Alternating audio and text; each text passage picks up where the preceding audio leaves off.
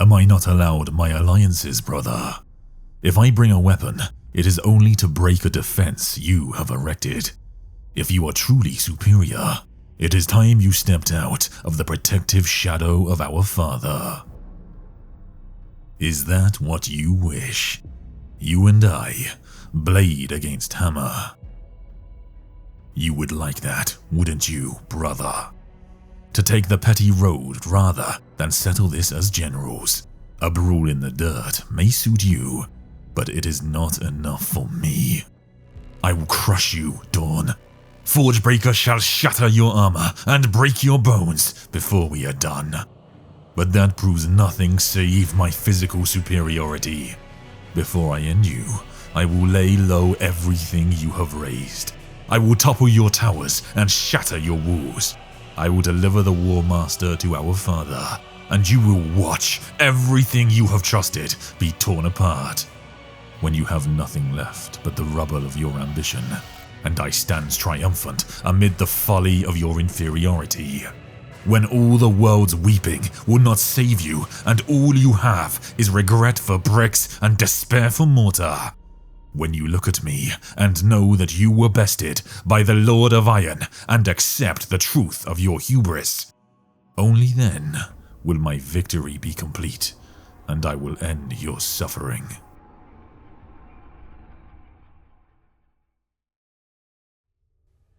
Welcome to the channel, one and all. My name is Azazel, and for better or worse, you have stumbled onto my entry surrounding the Iron Cage. The big showdown of Perturabo and Dorn, which all of us are excited for, especially with the recent news of Perturabo's return, and a first glimpse at some artwork of the demon Primarch Perturabo. First things first, massive thank you to Sandman of Terra for doing that monologue for me. His voice has a bit more gravitas than my own, and I'm so grateful he found the time to collaborate with me. Thank you, sir. Now, the obvious question. Why am I doing an entry on the Iron Cage when the Scouring series hasn't covered it yet? Because quite honestly, it will be years before we get to that, so I might as well have a bash at it now, and then I'll issue an enormous apology when they finally describe it and retcon everything I put in this entry. With that said, steel your hearts and gird your minds, as we enter the most horrific place imaginable. The place where hope goes to die and where thirsting gods rack the souls of billions, while directing madness on the stage of our galaxy as easily as puppeteers pull on strings. Welcome to the 31st millennium.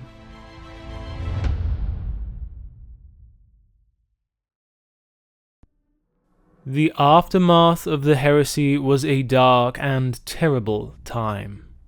The Imperium had survived. Against all the odds, a semblance of the Empire still held together. Yet it was a fractious and scarred thing, a realm that resembled little of its former glories. The traitors had dug in footholds across the galaxy, from Luna on Terra's doorstep to far-flung forge worlds that still offered obeisance to the War Master. The Scouring would be neither quick nor pleasant, but an arduous cleansing that would cost the lives of billions, and would never truly remain successful. Despite the herding of most of the traitor legions into the Eye of Terror, humanity's soul would be ever altered, ever watchful, ever wary of the traitor and the heretic, jumping at shadows and executing anyone deemed too other. The traitors, however, were also in disarray. The sons of Horus, who had, by virtue of the War Master, spent the vast majority of the heresy in a leadership position, had lost their Primarch. The other traitor forces had been badly mauled, not merely in manpower, the cleansing of the legions ere the heresy yet begun having reduced their numbers, but also their ships. The ultimate defeat of Lupercal and the arrival of the Avenging Sun at the head of an armada had caused grievous losses and battle damage across the fleets. And despite the loyalty of various shipyards across the galaxy, they lacked time. Repairs were ramshackle and haphazard. for all knew that the Loyalist forces would be coming for them. Perturabo, however, was not like his brothers. Like a regicide Grand Master, he understood what was coming, and what he would have to become to survive.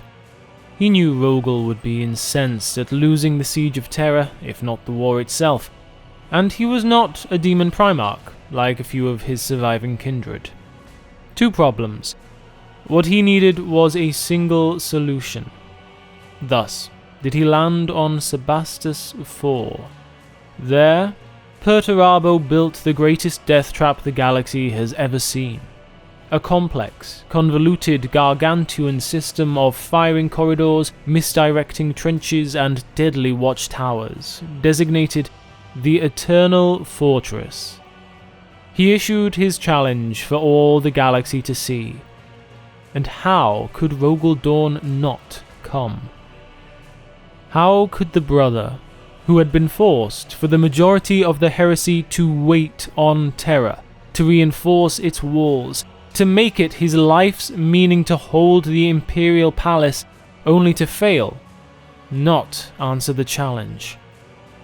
Dorn had lost so much at this point. Only rage remained. Rage at the brother that betrayed him, beaten him, and avoided his wrath, while Guilliman's intrigues had kept him leashed within the Sol system at the beginning of the Scouring.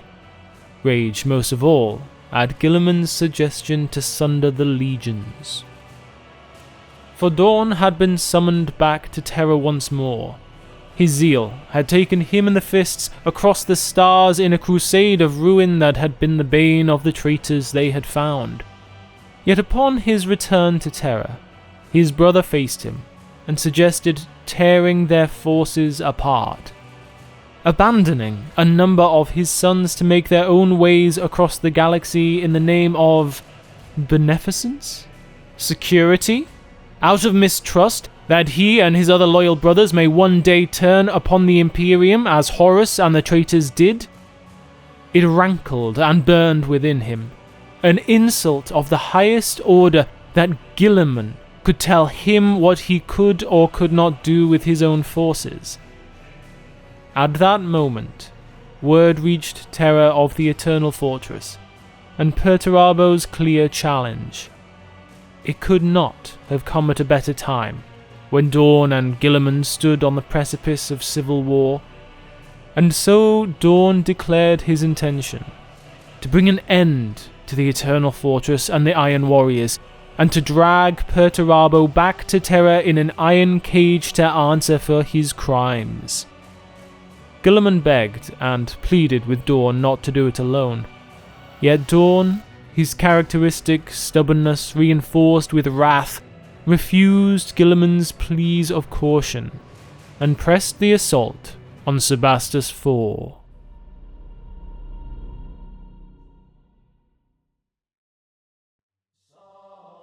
It was on the journey to Sebastus IV that revelation came to Rogel Dorn. He turned to a device, the Pain Glove. A device that, when used, induces agonizing pain across the entire body, while simultaneously preventing the user from fainting. A dark invention of a darker age, when cruelty, malice, and torture were its primary uses. Yet Rogel Dorn entered the Pain Glove of his own free will, there to ruminate on his mistakes and meditate upon the future. Clarity through the clearest of agonies. For a full 7 days he stayed within the Pain Glove. In the depths of his pain he witnessed a vision he believed to be from the Emperor.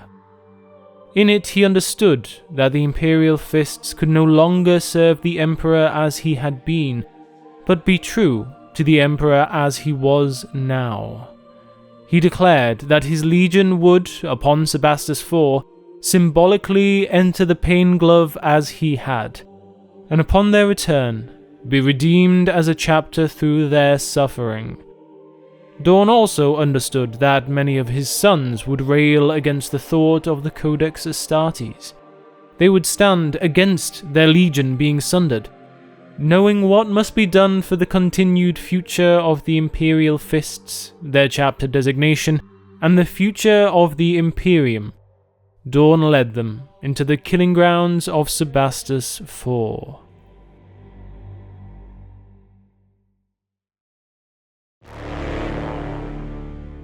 An enormous keep formed the core of the Eternal Fortress, a dark bastion protected on all sides by the deadliest set of walls and traps humanity had ever devised. Miles upon miles of bunkers, minefields, towers, razor wire, tank traps and redoubts. Each yard supplied with ammunition, traps, grenades, and designed to create hidden fallback positions for the defenders. Fake walls, false pinnacles, hidden gunner positions would wreck the advance of any enemies that attempted to enter. Beneath the killing grounds, emanating from the keep itself, were the underground tunnels in the form of an 8-pointed star. From these subterranean alleys, one could reinforce any position within the Eternal Fortress in a fraction of the time. Its entrances designed to be concealed from view until they needed to be used. All of this to form a bastion of deadly proportions. And yet this was still not the worst, for the keep itself was a decoy, a deception that would waste the strength of any attackers.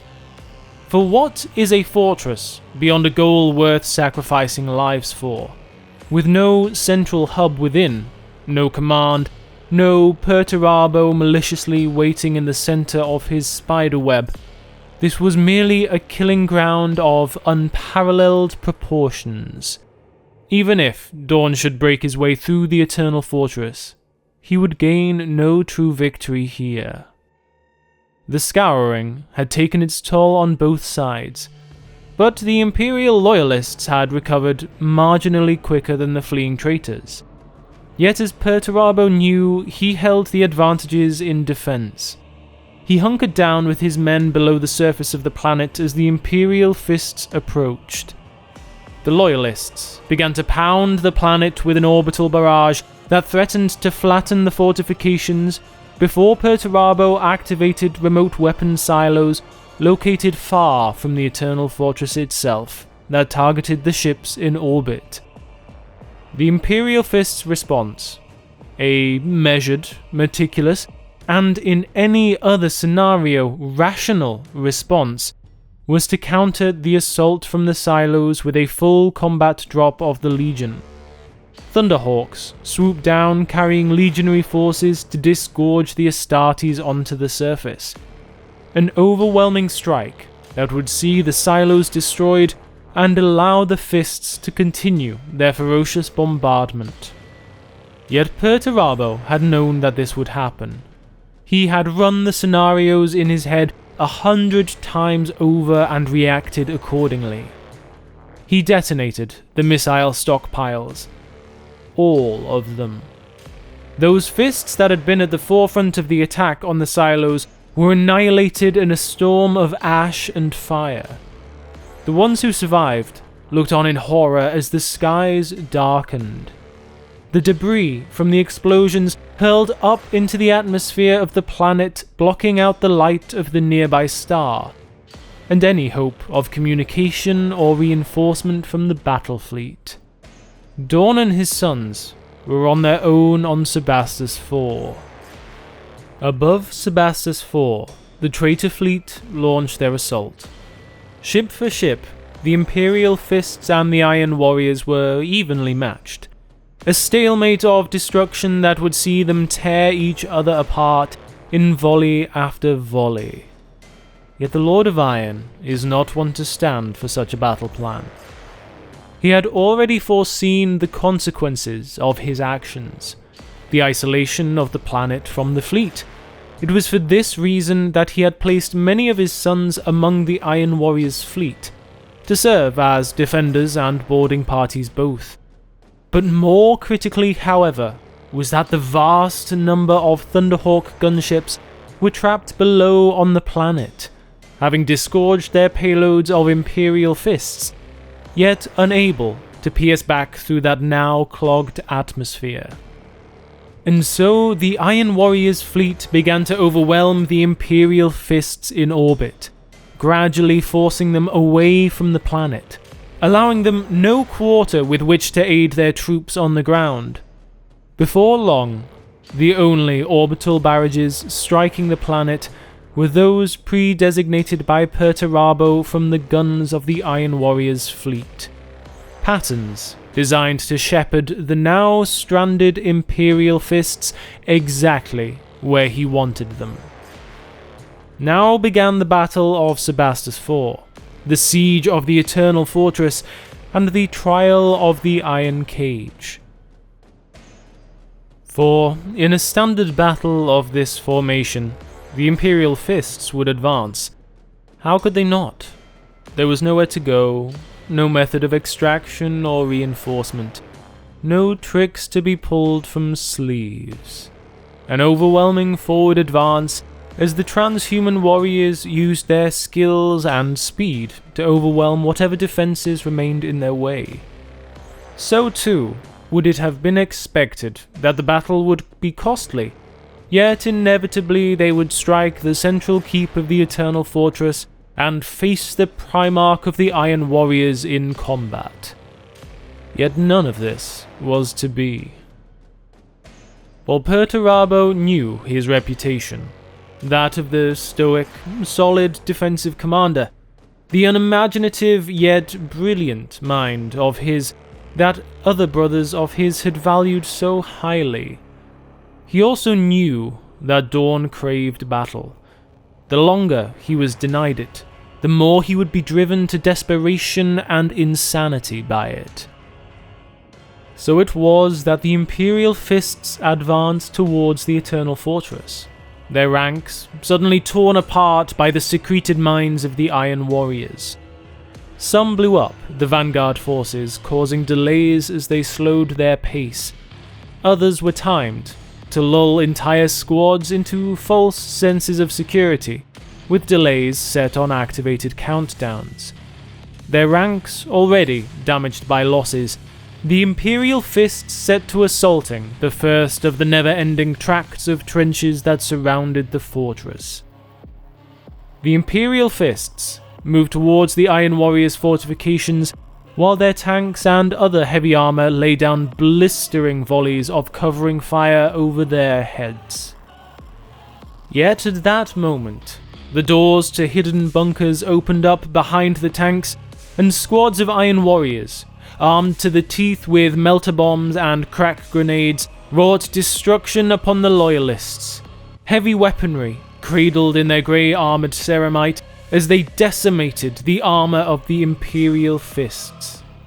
The Fists, who had been so intent on making the trenches, whirled around in confusion and began to race back to deal with this new threat and save their armoured forces, when Iron Warrior squads stood up from the trenches and began to wipe out the Fists in coordinated volleys of bolt gun fire into their backs.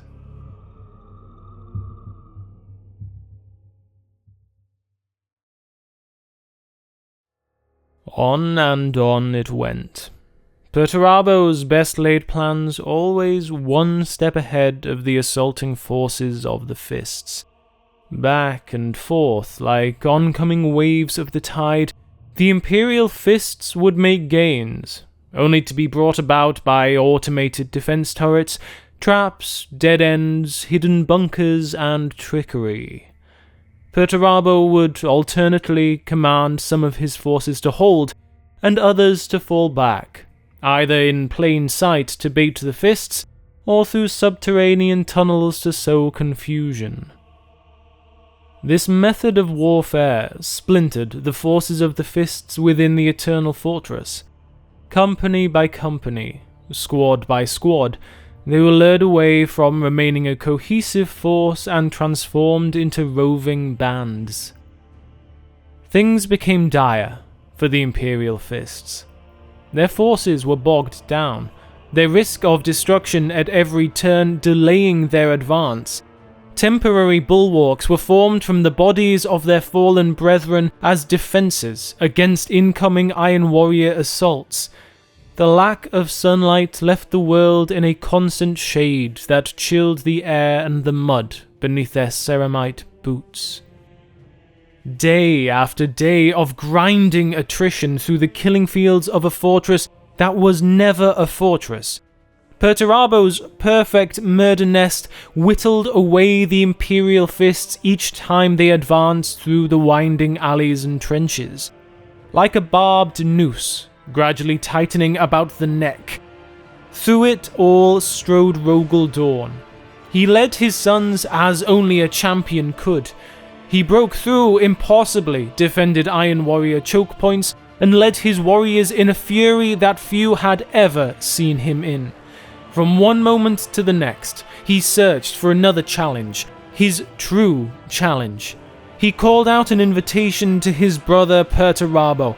He began to demand combat face to face, brother to brother. He screamed himself hoarse as he lambasted Perturabo for hiding behind his sons.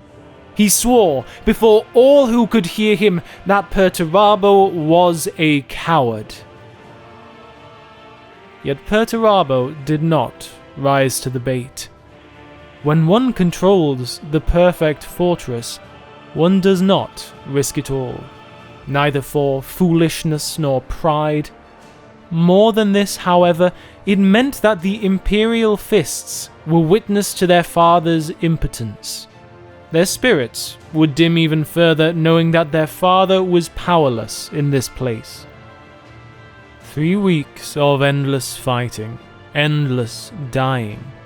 21 days of the mud and the blood and the gore of their brethren in runnels across the fields and trenches of the eternal fortress. The fists had pierced so deeply within, and so dispersed were they, that they called for retreat. A last-ditch attempt to rally together and break out of this torturous trap. They requested and even begged Rogel Dorn to give the order, yet relinquish the assault he would not. In his mind, Perturabo was just around the next corner. One final assault could root him out. Another glorious charge would see him face to face with the Primarch of the Iron Warriors. Rogel would not be swayed from a chance to fight his brother, even if that chance only existed within his own mind. Unable to abandon their father, the Imperial Fists resigned themselves to death with him in that place. The final stand of the 7th Legion. Perturabo had witnessed every moment of the Fists' advance and subsequent grinding down. It had been upon his orders that the pieces of the plan had fallen into place.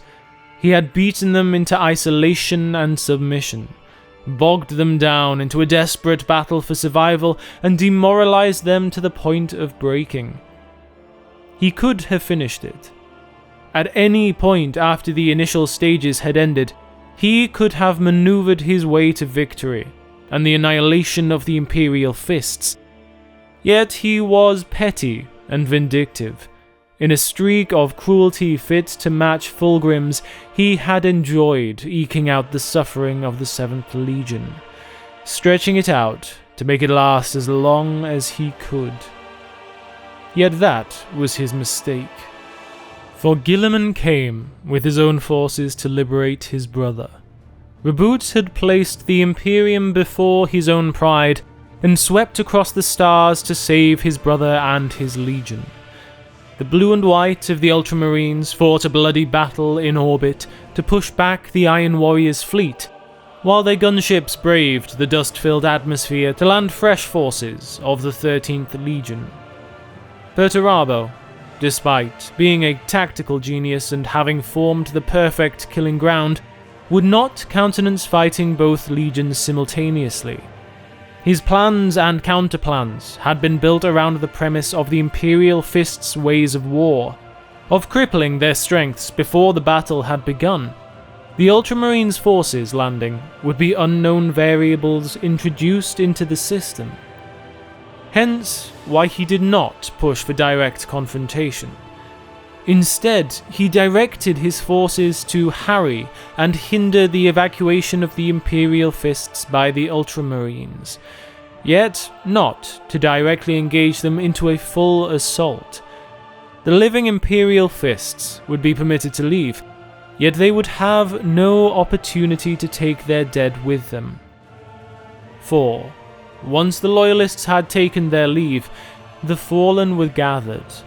The corpses of the Imperial Fists, those once known as cousin kindred to the Iron Warriors, were butchered, and their gene seeds removed.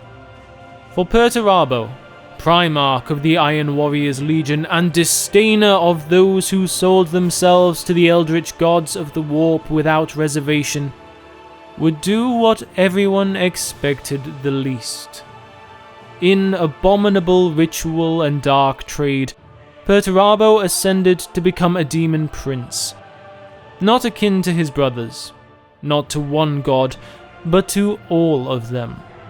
He became a demon prince of chaos undivided, a killing machine whose wrath would know no bounds. From that day forth, Perturabo and the Iron Warriors have lived only to settle accounts with the corpse upon the Golden Throne. Rogel Dorn left Sebastus IV a changed man. He had failed once again, as he always failed. He failed to protect the palace. He failed to save his father. He failed to kill Perturabo, and he failed to save his sons. It would be 19 years before the Imperial Fists could once again go to war, and they would never again do so as a legion. The Imperial Fists, as they had been, were no longer, and neither was Rogel Dorn.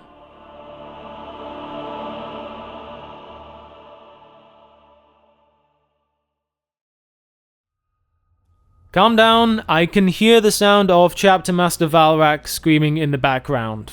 That this entry is biased. That it is slanted in favor of the genius of the Primarch of the Iron Warriors.